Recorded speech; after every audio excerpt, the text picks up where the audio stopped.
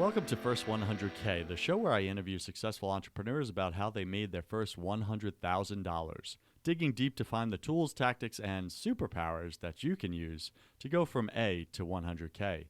I'm your host, your coach, your friend, Joseph Warren. I'm also the owner of 2 co-working spaces in Tampa, Florida, where I have the privilege of helping hundreds of entrepreneurs to start, launch, and grow successful businesses. Today, our featured guest is Wade Swikle. Swikle. Bam. I love when I nail it the first time. And, he's a fearless entrepreneur. Wade, welcome to the show. Are you ready to really serve up some value to our amazing listeners here? Oh, yeah. I was born ready. Born ready. Love it, brother. That's an entrepreneur. They're born entrepreneur.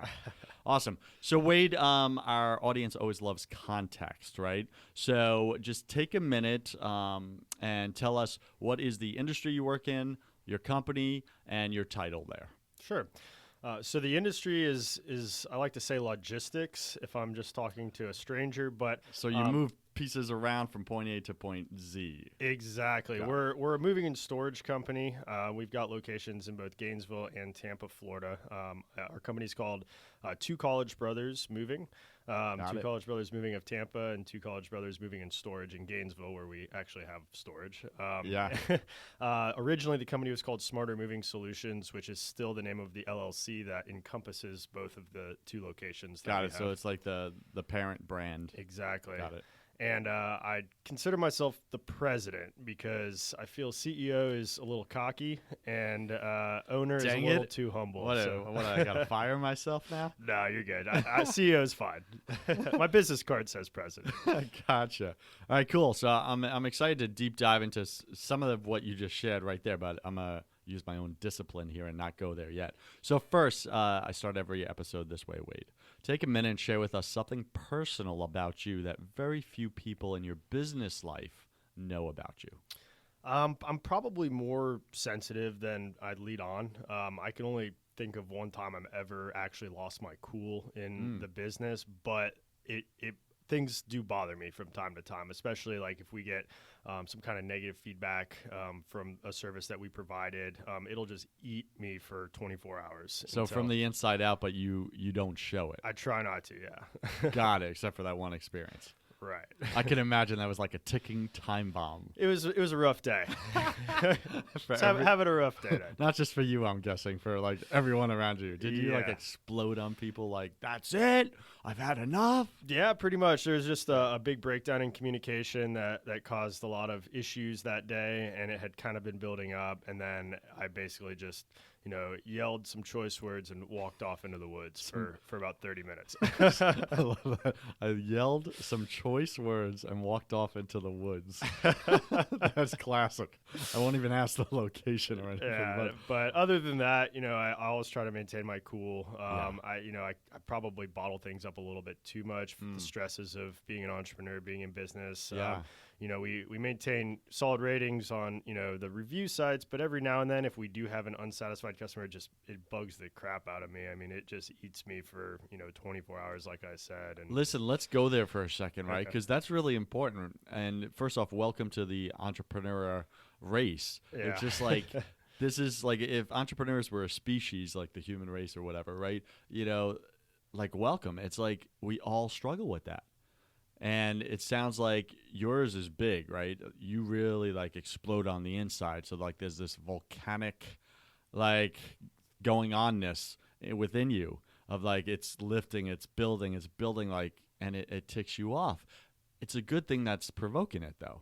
It's customer service. Mm-hmm. You want to do well for people because I'm guessing you generally care about people. Sure. Is that where that's coming from? Yeah, absolutely. Yeah, and in my industry, we're going into people's homes. We're handling their valuables, their prized possessions, stuff they've accumulated, stuff that has memories attached to it. So they're putting their trust in you. Exactly. And if we have somebody on our team or for whatever reason there's some kind of a breakdown in that communication along the way, it just hurts because it's like these people, a lot of them we establish relationships with and we want to establish relationships with them. And if things don't go as according to plan, then it's almost, I take it personally sometimes. And, trying to overcome that, I don't think a lot of people maybe know that because, I don't necessarily show that all the time, that it really bothers me. But that's why we try and do everything we can to satisfy our customers, because it stems from, personal conscious thing. I love that. And if I could ask you just a personal question, right, because we could learn so much about a person. How do you think you occur to your staff and your team? Probably a little too easygoing, a little too nice. I've been told that a lot of times I've had general managers who have been kind of like bad cop and that I'm good cop. I think that's I'm maybe a little too lenient on certain things. Managing people and stuff like that, I let too many things slide. I think that would be what they would say. And that's really interesting, because you just shared with us on the inside, you're kind of like ticked off, right? Like you care that much, and yet you're not showing it, even to the point where you occur as the good cop rather than like right in the middle. It's like, maybe your staff would be like, Wade is like really nice guy and everything like that, but man, when it comes down to like get it right and do things with excellence, man, he's like, boom, this other side comes out of him. So that's really interesting that you don't show that, even though like it almost seems like you want to. Mm-hmm. Yeah. Is that accurate, or am I off on that? No, I think that is totally accurate. And, I probably have, I don't know. I think it's just I don't necessarily know how to show that without losing the respect of the people around me. Yeah. So like I don't know. It's I get that, right? Because I occur the same way to my team. That's why I'm curious on this. Yeah. And it's a tough line to walk. It's like, how do I show a little where I don't show it all and explode? Mm-hmm. Like, right? I don't want all of this to come out on people, because many people can't handle it. Right? They're fragile. They're like pieces of glass. Like sometimes your team occurs that way. At least mine does. And I don't want to like rock the boat. Mm-hmm. So how do I say what I need to say sometimes without hurting them, getting them demotivated, etc.? Right. And I go back to the book How to Win Friends and Influence People a lot, because I try and take an approach to where I can get my point across, trying to explain why we have this point and this objective and what it's doing. Another book, The 1 Minute Manager, same type of a thing. Yeah. You want to make sure that you're clear on what needs to be done. And if somebody does well, that you praise them. If they don't do well, that you criticize them. But at the same time, you want them to leave feeling good and feeling like it was a constructive criticism. Yeah. And it's just such a fine line, like you said, of trying to, change somebody's behavior if it's the wrong behavior, or reinforce it if it's the good behavior, without insulting them. Yeah. Because a lot of times you approach somebody and say, hey, you did that poorly. They just get upset right off the bat. It's interesting because we live in a society right now where what I do is my identity. Mm-hmm. And it's like, if you come to me and say you did poorly, what I hear you say is you're wrong. You are, right? Me and my very being is wrong, or I'm a mistake, or I'm a loser, or, I'll never amount to anything. And like all this childhood crap comes up, right, for people. And it's just like, that makes it really tough as a leader of a business, of a startup, of a company. So let's get right into it. And thank you for going there. Normally I don't go there in the beginning, but I saw something there. And I really connected with it. And I think our listeners right now who are running companies and have teams, they can connect with that too and go, man, leading other people can be really difficult. Like, it's one thing to figure out who's your market, what's the product that's going to take away the pain point, how much to price it at, how to market it and get it out there, how to close the sale. And then, like, if that wasn't enough as an entrepreneur, then you got like a team, like, of other human beings with their own needs, right, that you got to create solutions for their pain problems, et cetera, et cetera. And it's like all of a sudden you have like all these different types of customers, including your team, right? Absolutely. Yeah. I mean, just going off that, I think that marketing towards your customers is just one half of that. You want to market towards your team, and you want to recruit an awesome team, and you want to maintain an awesome team and keep them around. So you want to constantly be trying to please both sides of the coin. One of our core values is people focused, and that's both our clients. We want to focus on our clients as people, but that's just half the coin. We want to focus on our team as people just as much. And if they're willing to bend over backwards for our clients, then we want to bend over backwards for them. Let me ask you a question on that. Being we're totally off script here, this is awesome. On that, when you hire someone, say their heart is in it, they believe in your vision, the brand, and they really just show up with that positive attitude, yet the skill set's not there. How long are you patient with them before you're like, you know what, this isn't a fit? Or do you just say, we're going to, whatever length it takes, we're going to invest in this person and build that relationship with them? Well, I think I've historically given people the benefit of the doubt for way too long. I've kept team members on that I liked as people that, really wanted to do a good job, that just weren't a good fit for the role, whether it was something directly with customer service in our call center, or whether it was somebody that was, out on the trucks, doing moves, or manager. So their strengths didn't match with the task that you need them to do. Right. And I think that, most people join our company, they get behind the vision, they believe in the vision, but you have to still have a certain skill set. And it depends what position in the company, how teachable a lot of that is.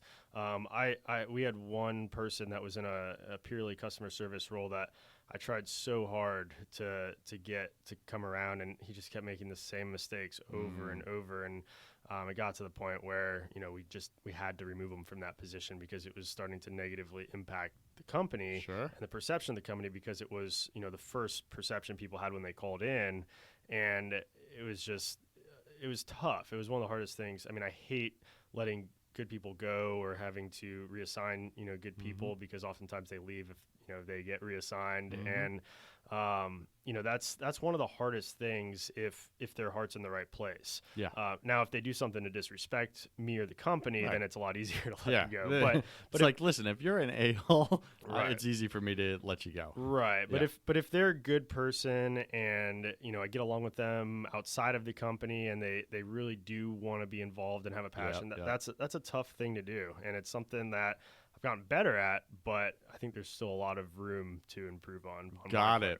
So we're literally, jumping into like how to lead and run a team and everything like that, and kind of like grow your empire. And that's just because I think that's where we're both at. But, today, if you're listening, we're speaking with Wade Swikle, who is the president of Two College Brothers Moving and Storage. And we're talking about how he struggled really to make his first $100,000 with this business. So Wade, let's get down to business, okay? Our audience always loves context. How much revenue did your business bring in last year approximately? About $829,000. Awesome. And what are you on track to do this over the next 12 months? About 1.2 to 1.3 million. Hey, congratulations. Thank you. That's a nice growth there. Fantastic. Okay. So how many years ago, just for more context, did you let me say it this way. How long did it take you specifically to hit from zero revenue to 100,000 in gross revenue? I would say it probably took about 2 years. Our first year, I started about halfway through the year. We did about $27,000 in 6 months. Second year, through the course of the whole year, we did close to $60,000. And then the third year was kind of our breakthrough year, where we hit $237,000. So that's a big jump in growth right there. Exactly. Got it. So it sounds like a lot of what you did in first year one, got you to year two, right? Because as we know, it's survival mode, really. And then a lot of what you learned from year one, you applied in year two, and it made all the difference. And then you have this huge growth spike into year three. Is that about correct? Yeah. Awesome. All right, cool. So, Wade, we'd love to hear the wisdom of millionaires and billionaires and all that, right? You and I were talking before the show here, but we struggle to relate with them because 90% of us entrepreneurs are literally struggling to make our first $100,000. So that's really the focus of this show, and let's focus on the first 2 years in your life. Sorry, not in your life. Yeah, when you were a little boy. Let's talk about that. So take us back to when you were struggling in year 1 and 2 of this business to make your first 100K. Paint us a vivid picture and kind of tell us that story. Yeah, absolutely. So I had just graduated from my undergrad at the University of Florida, studied telecommunications. Didn't want to do anything with that degree, so I did the next logical thing and applied for grad school. And UF had a master's degree in entrepreneurship program. Yes. I thought that was awesome because I'd always wanted to own a business before, since high school probably. And, I always had little businesses, not necessarily real businesses, but selling candy at lunch and stuff like that. And so I was like, I had tried to make the moving thing work. In a few years prior, while I was still a student, I had basically not been able to find a summer job, and I was back home in the Sarasota area, and nowhere was hiring. It was the middle of the recession. It was the summertime, and that is a tourist-based industry, so the summertime's slow already. And I couldn't find anything, so I just started posting ads on Craigslist saying, young college student looking for general labor. Started doing getting a lot of calls to help people load and unload U-Haul trucks. And I kind of got the wheels turning. Like, people like the idea of not hiring a sketchy person off Craigslist and hiring a college student off Craigslist. And tried to kind of get that going in college, and it just kind of never went anywhere. And then when I graduated and I started that entrepreneurship program, part of that program was to start a business. It was almost like the thesis behind that program. So they gave you a project. Exactly. Yeah. And that's when I was like, okay, well, let's revisit this whole college student moving thing, and let's see what it takes to actually make a business. So that's really interesting because you leveraged the structure that they were going to give you and said, okay, what if I put the structure on that thing that I have tried already but didn't work before? What would it look like with structure in it? Exactly. Yeah, I get that. And fortunately, there was some really good mentors and professors that program allowed me to have access to that taught me a lot about the nuts and bolts of business. I'd never taken an accounting class or a finance class or a sales class or anything like that, and that was all offered in this program. So it gave me a good, solid foundation to the entrepreneurial world, and kind of floated the business off of the student loans that I had out at the time. Didn't have a moving truck. So just to clarify, you let the school fund your business, really? Yeah, I guess you could say that. Yeah, so the school, that's hilarious, right? So the school funded your business and also taught you how to run your business. Yeah, I guess you could say that. Yeah, that's really smart leveraging. Yeah. Please continue. And it was funny because all my other classmates were trying to start apps, and they were trying to start, these tech-based businesses, and they wanted to do these, these sexy startup type things, and I had a pickup truck and was trying to help people move boxes. You're like, this is about as unsexy as it gets. Yeah, exactly. Yeah, I get that. I mean, but that was kind of also at the same time, kind of the brand that we were trying to play was, the strapping college student moving, the sorority girls would fawn over us, type of a thing.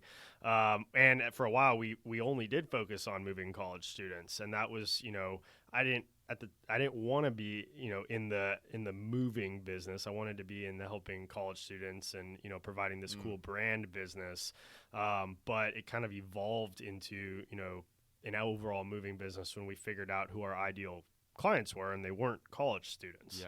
Yeah. This is such a major lesson that for entrepreneurs that you're touching on right now, in my opinion, is sometimes we go in with this idealistic vision of, man, I want to go help these people over here, these broke college students. That's why I want to help them, because they're broke.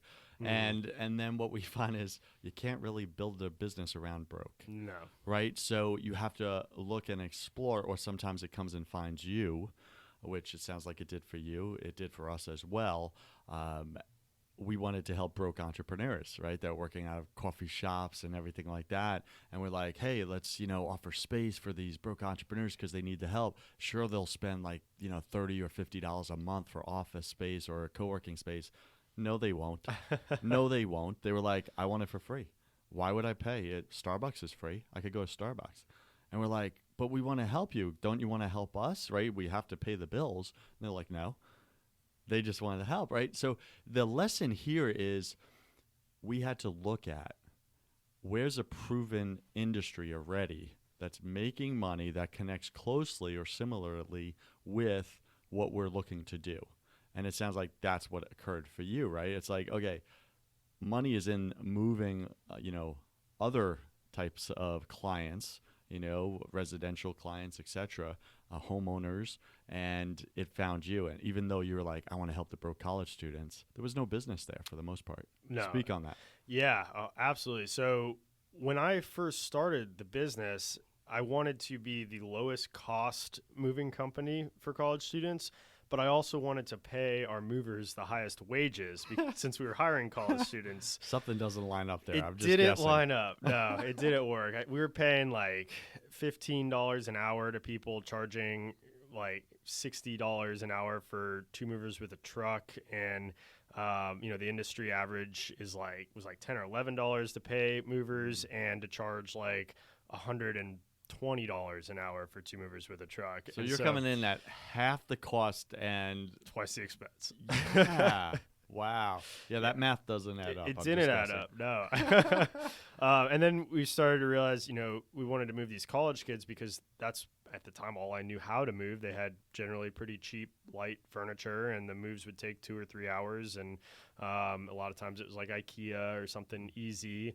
But the thing is, like, we started to figure out that it took like 7 or 8 of those little college student moves to equal like one 3-bedroom, 3,000 square foot family house move. And there were just so many moving parts to do that versus just one crew, one truck, one day to equal the same amount of revenue. Yeah, and that's something we have to look at, right, as entrepreneurs is, can I do work for this different customer base or market, right? And it takes me less time, less energy, less expense, and I make more money. Yes. And there's less stress. Yes.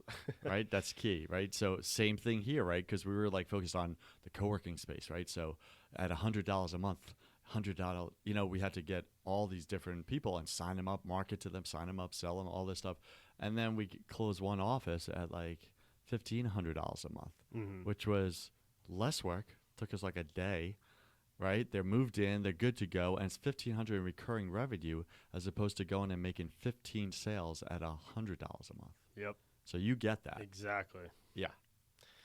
Yeah, and then so we over time had to figure that out, and we did a lot of stuff that we'd do like single item deliveries, and same type of thing. We thought we had this big deal with a furniture sales business, retail sales, and they would basically call us at 7:00 at night, say, hey man, I need you to do a favor and deliver these 4 orders that we told the customers they'd be there by 4:00. It'll be $75 per order. And we're just like, okay. And so we're driving around through the ghetto at midnight with a bunch of cash, like, that's a good idea. Try to deliver this furniture and hardly making any money on it. Like, it just didn't add up. So it definitely took a little bit. I read a lot of books on basically telling me to find my ideal client, find control your margins, find the customers that are I don't know if you've heard of a book called The Pumpkin Plan, but find the seeds that grow the biggest pumpkins, because they're going to take just as much work as the seeds that grow the little baby pumpkins that you're going to have to trim off the branch and that are going to eat away at the big pumpkin. So yeah, definitely a good read if you I haven't heard of that one, but I get the metaphor, right? Immediately it's like spot on. Cool. So describe the biggest fail other than driving through the ghetto at midnight before making your first 100K, in your opinion. Biggest fail. I would say hiring my friends. Hey, if you're listening right now, did you hear what Wade just said? If you hired your friends and you're like, they're causing you stress because they're just not getting it done the way you need them to get it done, listen to this story. Go ahead, Wade. Yeah, it made sense because those were the people that were in my circle that needed to work, that thought it was cool that I was starting a business.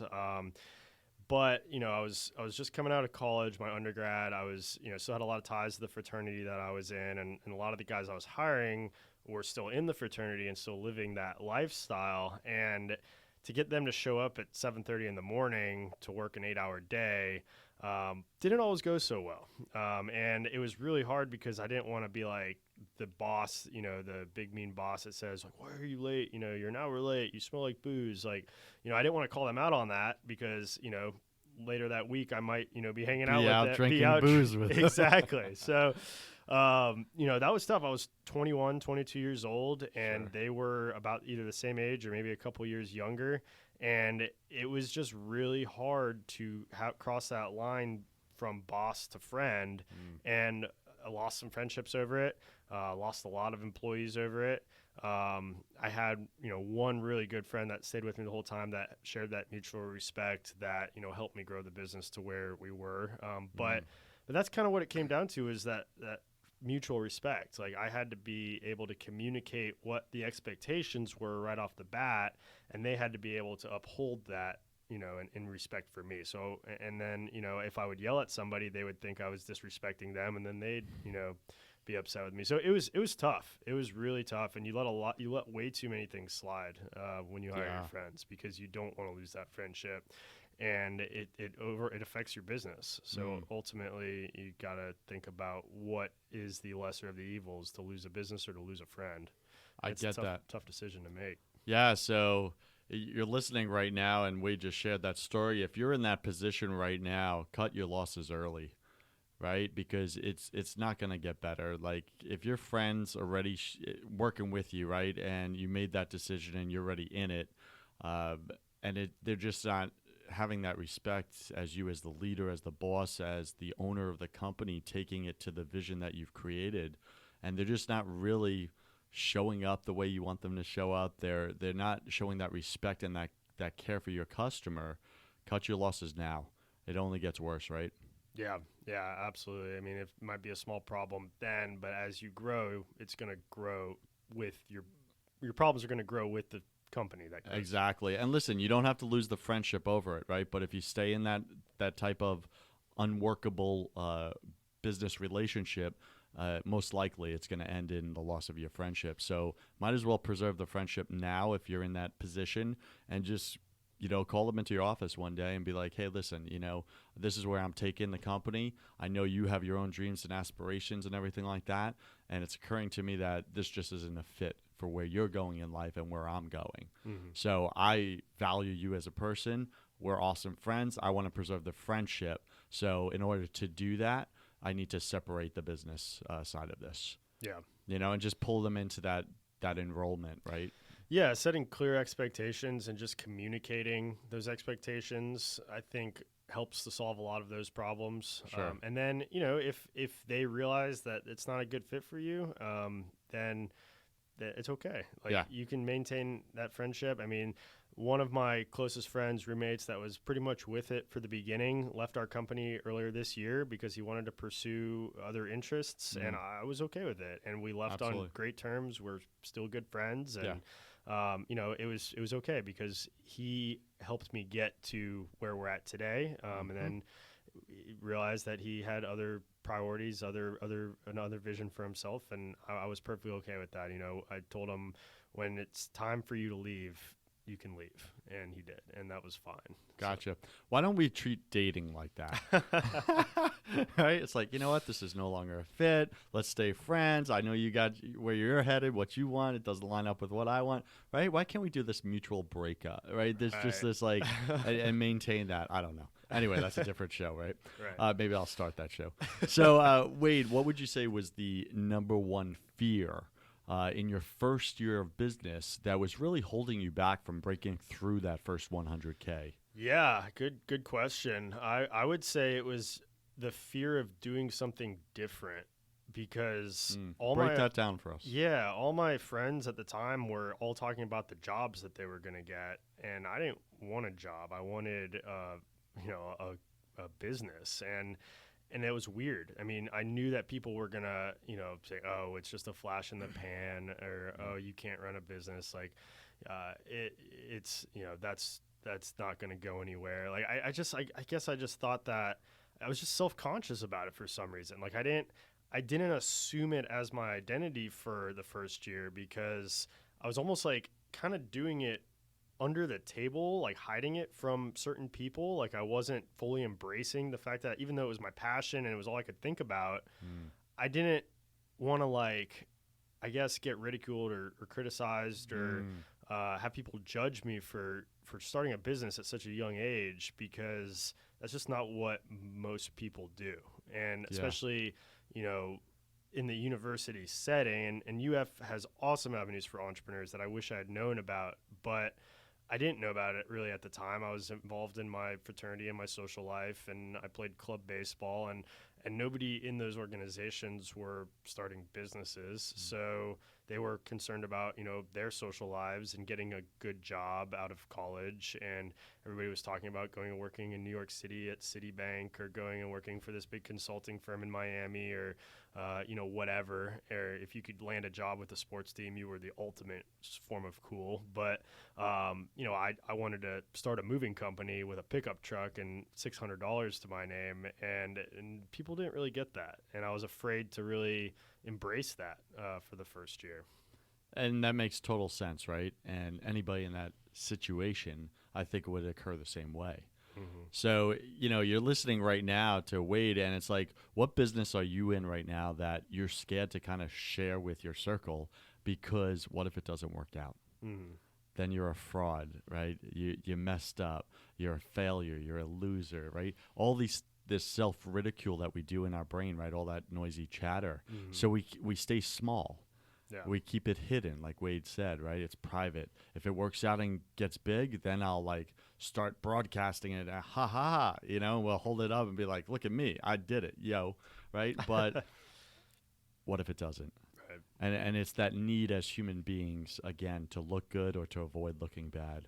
That's really what it comes down to. So yeah, welcome to the human race on that, right? Yeah, and once word got out that I was starting this business, it couldn't be farther from the truth. Everybody wanted to get involved with it, and they wanted to help it. And, all those friends that I thought, or people that my colleagues that I thought would make fun of me for it, wanted jobs, and they wanted to work for it. So it was just funny. It was really a fear of nothing, something that I shouldn't have ever had in the first place. Now that is, I love what you just said there, right? So, if I had asked that question again, hey, what was the number one fear holding you back from being successful with this business? I think you just answered it there. Well, Joseph, it was the fear of nothing, right? Yeah. Because most fears, let's be honest, most fears are not reality. They only exist in our mind, but not in the world. Yep. Right? And then when we step into them, lean into it, and do it anyway, even though it scares us, it turns out it's like reality ends up totally being different. Like, you think your friends are going to ridicule you for the business that you're choosing. Instead, they want employment. Yeah. Right? Because their vision of a 9-to-5 job or whatever was more of a pipe dream. And they're like, wow, what he's doing is real. Yeah. It's tangible. It's in front of me, and I can make money. That's cool. Yeah, absolutely. And I think that, had I surrounded myself with more entrepreneurial people sooner, I think that I would have jump-started that, that immersion into the business. So what's the big lesson there for our listeners? That surround yourself with great people, surround yourself with like-minded people, because, you are the 5 people that you hang around with. You're basically, if you hang around with 5 fat people, you're probably going to be overweight. If you hang around with 5 broke people, you're probably going to be broke. If you hang around with 5 entrepreneurs, you're probably going to start a business. Yeah. And you know what? When you're down and you're having breakdowns, so to speak, right, mentally and emotionally, psychologically, they can be having breakthroughs and really take a stand for you and pull you up. Right? And then vice versa. When they're having breakdowns, you stand for them. Hey, keep going. Don't quit. Yeah. And to be surrounded by 5 people like that, that's entrepreneurship, man. That's like your mastermind group, in entrepreneurship. And I think, people ask me all the time, because I've taught entrepreneurship in the colleges, and I come in and give lectures and everything. And it's like, what's the number one reason why businesses fail? They ask me, right? Is it revenue, right? Lack of funding. And I say, no, it's absolutely not. That's just one of the symptoms. They're like, well, then what's the number one reason why businesses fail in the first 3 to 5 years? And I said, it's isolation. Isolation. People try to go it alone, right? Because here's the thing. The second you put yourself in that circle, that tight circle of other people like-minded who are going places, it opens up doors of new possibilities, including funding, including X, including Y, whatever it is that you're missing. So isolation is the problem.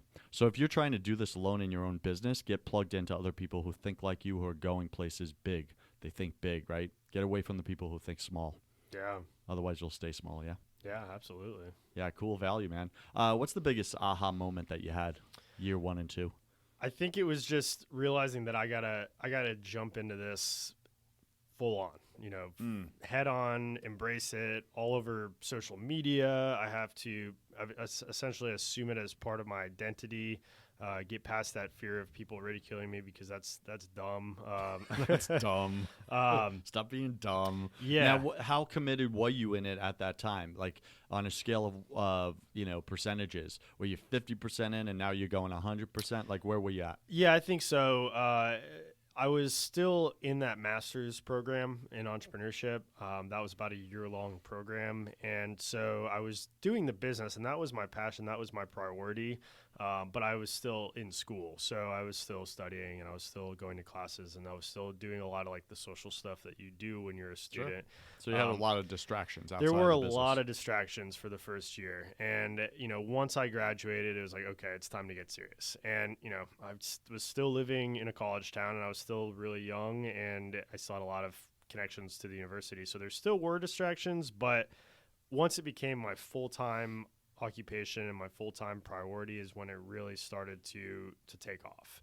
And, I was able to focus 100% on the business, and from that point forward is really where things started to click. I get that. So looking back at your first $100,000, Wade, what would you say was the number one thing that literally pushed you over that hurdle? I think it was really just taking that brand and believing in it and just running with it. And, every opportunity that I got to talk about it to people, I think networking was a huge boost to our company. I joined, I don't know if you're familiar with BNI, but I joined. I am. We're part of it. Oh, are you? Nice. Yeah. I joined a BNI chapter. I joined the Gainesville Chamber of Commerce. I joined the Builders Association, the Realtors Association. I became a diplomat for the Chamber of Commerce. I joined a country club. I started a company softball team. So I got really Which of involved. those marketing avenues really had the biggest impact revenue-wise for your business? I would just consider that all one avenue as part of like networking, because a lot of it overlapped. A lot of the people that I met in one of the organizations, I could meet in another organization, which helped me to get introduced to somebody else in that organization. So there's a lot of carryover. So what I'm hearing is relationships and referrals. Yes. Yeah. Especially in my business, that's huge. You're hiring a moving company. You want somebody you can trust. You want somebody who has a good reputation. And it's one of those things, kind of like a mechanic. A lot of times you're just going to ask somebody who they use. There's one on every corner, and they might have a cool looking website, but are they going to try and sell you something you don't need? I don't know. Ask your neighbor who they use, if they're happy with them, if they've treated them fairly. That's, in my business, is such a key component. And honestly, we've tried a lot of different marketing. We've done TV, radio, SEO, pay-per-click, Facebook, social media, networking, and all that. But I think the biggest thing that has been a key to our business is providing an excellent service. And I've always said that's the best marketing strategy. So the word of mouth was the biggest yield for you and still is. Is that correct? Yeah, and we're actually pulling away from all the traditional forms of advertising because it's expensive, and I don't think it does there's not nearly the return on investment as just consistently providing a good service. Yeah. And if you're consistently doing that, it ends up saving you a lot of money on the back end because you're not having to spend money on fixing things. You're not having to reimburse people, and you can focus all that money that you're saving on your TV ads and your radio ads and the pay-per-click, on making sure that you're hiring excellent people, that you're paying them a fair wage, that you're providing them with the best tools and equipment to get the job done, and that you have the means to back up, your customer service end of the whole organization. Yeah, so if you guys are listening right now, what I'm hearing Wade say, which I think is really powerful, is look at your existing marketing right now and your budget for that, right? And if you're like many of us entrepreneurs, you have it scattered all over the place. Well, I'm going to try a little of this, see if this works, see if this works, see if this works. Pay-per-click, right? SEO. Let me try a banner. Let me try a billboard. Let me try whatever. Facebook ads is the new trendy thing right now. And what I'm hearing Wade say is, hey, find the thing that's working the most right now. Currently, that's bringing in the most revenue. What's that marketing avenue? For Wade, it was networking, which created the relationships and referrals, because word of mouth is key to his industry. For us in co-working space and office space executive suites, we found that it was Google, online Google search and maps, Google Maps. Literally 90% of our leads come from people searching in Office Space Tampa, Virtual Office Tampa, etc. So I'm trying all these other things, these traditional market print. We're sending out postcards in the mail and everything, and we're just spending thousands of dollars going out, and it's yielding ridiculously low. And we're just like, why are we spending all this? Why don't I just take all that lost revenue expense and just dump more into what's working and bringing in 90% of the leads? Because if I could get that to 92%, that's fantastic. I get to 93%, even better. Right. And we started doing that, and it's working tremendously. So it sounds like the same for you. Yeah, absolutely. I really like to try and only do stuff that I can track, because I'm not saying that like a lot of that traditional marketing doesn't work, but does it work as well as the next thing or whatever? I mean, does it work for your industry and your specific business? That's key. And your market. I mean, there's moving companies out in Austin, Texas that I've spoken to, and they said their first several years in business, 75% of their business was coming from Yelp. And right, and that works in their marketplace. And that works in Austin, Texas. Yes. It doesn't really work in Gainesville. I mean, maybe it contributes, and I am actually starting to see a little bit of an uptick in like those Yelp leads, but not 75%. I mean, 75% of our business comes probably from word of mouth and referrals. Yeah. And we have big purple and yellow trucks driving around town, which helps, but it just serves as a reminder of why purple and yellow. That signifies royalty. Exactly. And, we like quality, we like to treat people expensive. with royalty. Yeah. And also in an orange and blue town, purple and yellow stands out. I get that. That's pretty cool, man. Yeah. Awesome. Okay. What was the best business advice you received prior to making your first 100,000? Best business advice prior? Probably to work on the business rather than work in the business. So break that down in like 3 sentences. To not be involved as much in the day-to-day operation of the business as you should be involved in the day-to-day growing of the business and increasing the visibility and making sure that the systems that you have in the day-to-day are fine-tuned and running properly. Okay, so Wade, so I'm going to be the antagonist here in the story, right? So Wade, I'm just starting out. I'm wearing all the hats. I don't have the budget to hire somebody. So how do I work on the business when I have all the day-to-day in the business tasks to get done?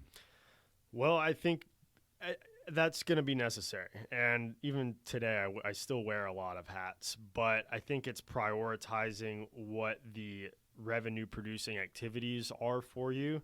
I like to make sure that I spend at least half my time doing revenue-producing activities, and I assign values to a lot of those activities. So like I'll wake up, I'll set a goal for the day. I want to do $10,000 in revenue-producing activities today, and I'll treat I'll go around to apartment complexes with coupons or flyers, and I'll say, each apartment complex I go to is worth $300. And you know that because you've been able to measure it from the past. Right, because we have these coupons that we can track when people are turning them in. And sometimes we'll do co-branded coupons with certain, in apartments, so we know exactly where they're coming from. But I like to think, if I pass out 20 coupons, this apartment complex may never give us business, but this apartment complex may give us business over and over and over again. And our average cost per job is around $500. So if they give us, one $500 job, then that equals about an apartment and 2/3. So I assign $300 to each apartment complex. We have yard signs. I'll assign $50 per yard sign I put up because I know most of the yard signs are going to get picked up and they're not going to do anything. But one yard sign is going to be sitting in the right place at the right time, and somebody's going to call us and they're going to book that $500 job. So basically I need to put out about 10 yard signs to equal one job. So I assign those at a $50 value. That's what I'm hearing you say. So great business advice here, guys, from Wade is really figure out what is the monetary value, the revenue value of each of your marketing avenues, if you will, right? So if your yard signs, boom, it equals X. If I go put out this many, it will yield this much revenue. And that's phenomenal because it gives you the confidence, which also is going to give you the drive to get off your butt and go and do it because it's going to yield X amount of revenue rather than people guessing all the time. Well, I don't know if it's going to do anything and I'm really not in the mood and I don't feel like it and I'm exhausted, et cetera, et cetera. So that's powerful. The second thing I'd like to piggyback on that I was able to do in my business for working on the business versus working in the business was I scheduled one day of the week where I don't work in the business. I work on the business. I work from home. Boom. And it was that one day where I could just step out of the business and look at it from an owner perspective. Yeah. And put things in place. And that was game changer. Yeah, absolutely. I think that, revenue tends to solve all problems. So if you can figure out how to start producing revenue right off the bat, and in Gainesville, I see this all the time. There's all these startups and they go months, if not years, without producing revenue. Well, it's really hard to work on your business if you're not actually producing any revenue. And once you start producing revenue, then you can hire people to do a lot of the day-to-day stuff. I mean, sure, you're still going to have to do it. In the very beginning, you're going to have to do everything. And then once you start producing revenue, then you can hire somebody to help you with whatever is least revenue producing, or maybe they're better at producing revenue. So you hire them for a sales position or revenue producing position. But I think that's the key is first establish a real business, a revenue producing business, because you can't really work on a business until it is producing the revenue because you're going to be stuck in it. And sometimes you have to start in it to do that and make those calls and do that. So, and what I'm hearing you say also is your number one job as the owner of the business is to produce revenue. Period. Yes, it is. But it's also to maintain the culture of the business and to maintain the systems of the business. So, I mean, none of that's possible. We can't have a culture and we can't have systems and people in roles if we're not producing revenue. So yes, However, we're talking about year 1, year 2, right? Right. There is no culture. Right. There are no systems. There are no processes at that early stage. So year 1 and 2 is just go produce revenue and focus strictly on the revenue producing tasks and figure out how much they yield if you do this task today. Right. That's what I'm hearing you say. So listen, normally, Wade, we don't go this long with the show. However, you're dropping so many wisdom bombs right now.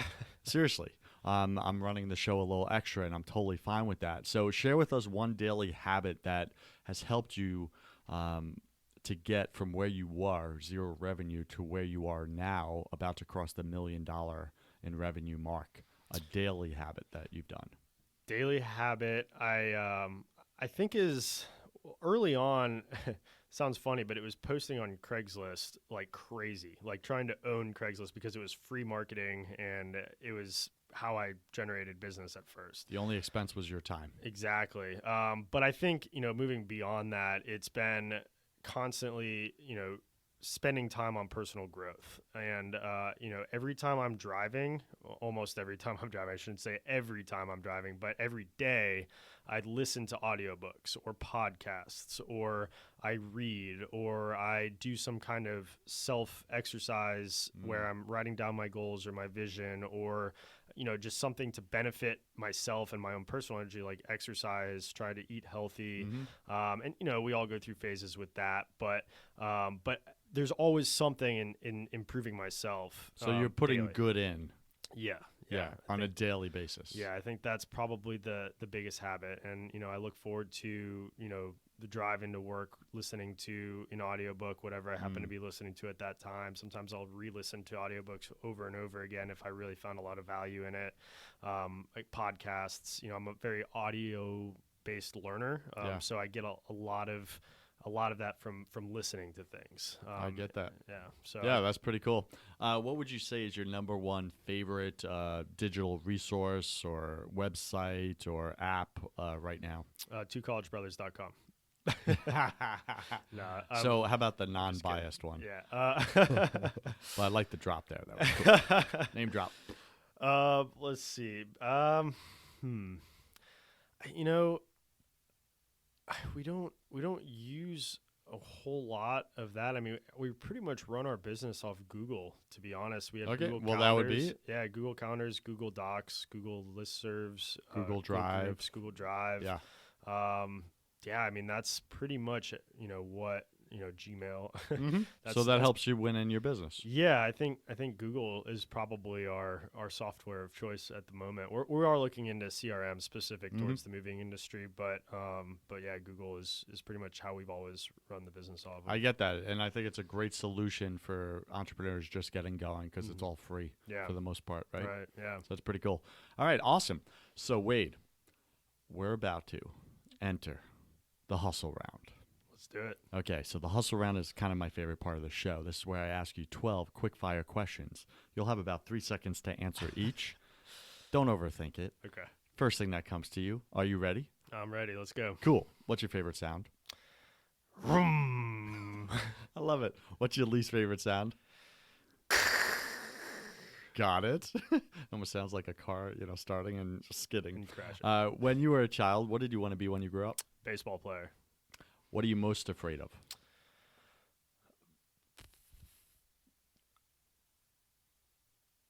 Upsetting people. Unsatisfied customers. I get that. What did you spend way too much time doing your first year in business? Partying. What secret fear do you have about people? That they're going to steal from me, or they're going to try and rip me off. What do you wish you had learned way sooner in business? That you need to immerse yourself in the brand and the business and make it part of your lifestyle. Got it. So all in. What is a new habit you want to form? Organized. What is a bad habit you want to break?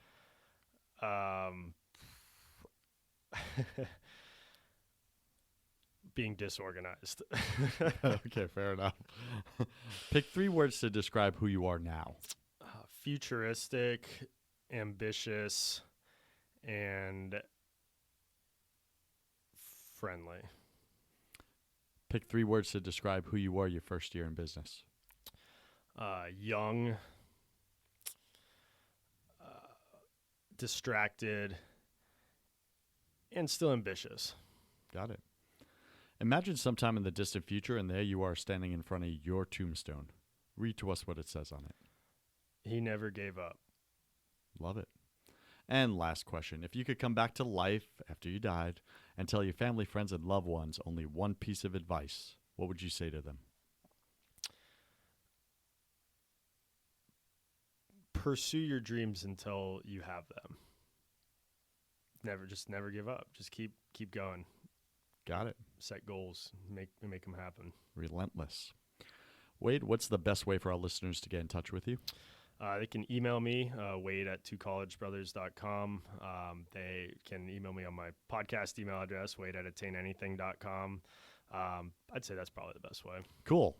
So real quick, do a quick 30-second promo for your podcast. Yeah, so Attain Anything is a podcast about goal setting and goal getting, where we interview very successful people and talk a lot about kind of what you've talked about today, how they got to where they're at and what advice they have for people trying to get to where they want to go. Very cool. And your website again? twocollegebrothers.com. And that's the number 2? It's the number 2, yeah. Awesome. Wade, thanks for joining us today, and we wish you peace, love, and superpowers. Head over to first100k.com for even more tools, tactics, and tricks that you could use to go from A to 100k. I'm Joseph Warren, and you were made for greatness. So stop being a wuss and start being a winner. Have a blessed day, and I'll see you on the next show. Cheers.